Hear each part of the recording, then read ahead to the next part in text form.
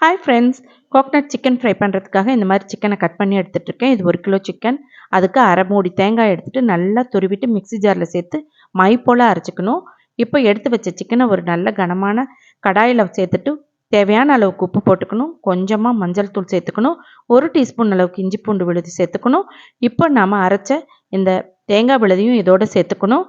சேர்த்துட்டு நல்லா கலந்து விட்டுட்டு மூடி போட்டு நல்லா ட்ரை ஆகிற வரைக்கும் நம்ம இதை வேக வச்சு எடுத்துக்கணும். இப்போ நல்லா வெந்துருச்சு. இந்த மாதிரி வேக வச்சு எடுத்துக்கணும். இப்போ ஒரு கடாயில் எண்ணெய் ஊற்றிக்கணும்.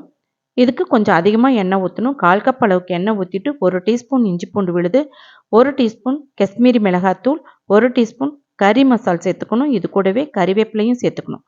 நல்லா ஒரு வதக்கிட்டு இந்த வேக வச்ச சிக்கனை சேர்த்து நல்லா வறுத்துக்கணும்.